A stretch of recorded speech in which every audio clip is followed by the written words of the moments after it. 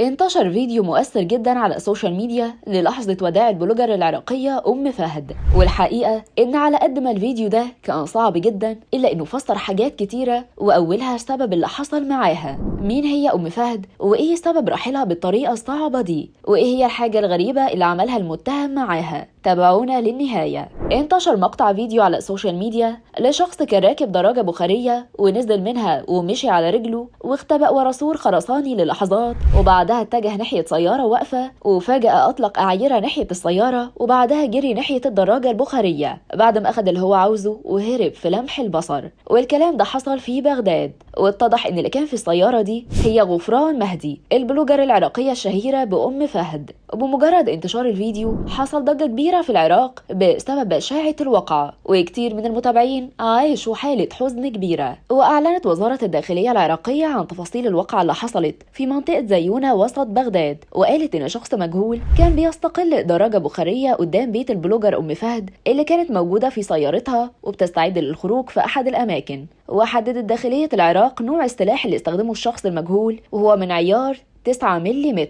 كمان أصيبت المساعدة الخاصة بأم فهد إصابات بالغة وحالتها مش مستقرة. طيب إيه بقى الحاجة اللي محدش خد باله منها بعد اللي حصل؟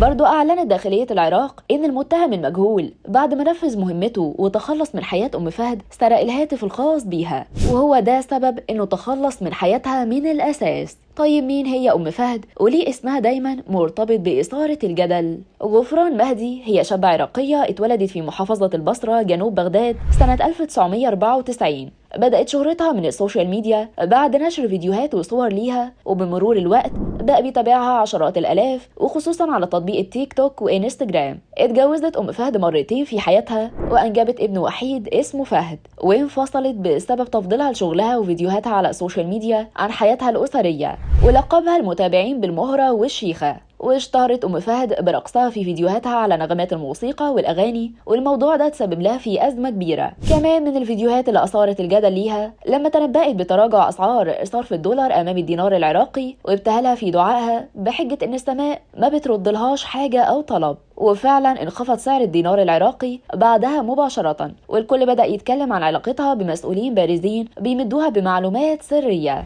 واتحكم على أم فهد في فبراير 2023 بالحبس 6 شهور لاتهامها بنشر فيديوهات بتتضمن كلمات وأفعال مخلة بالآداب العامة على السوشيال ميديا. آخر ظهور لأم فهد كان قبل رحيلها بساعات في حسابها على سناب شات، وظهرت وهي بتجلس في صالون تجميل وكانت بتستعرض تصفيف شعرها على نغمات أغاني عراقية، وكانت منفعلة مع الأغنية وبتضحك وسعيدة. اكتبوا لنا في التعليقات رأيكم ايه للواقعة اللي حصلت، وهل دي دفعت حياتها تمن لشهرتها؟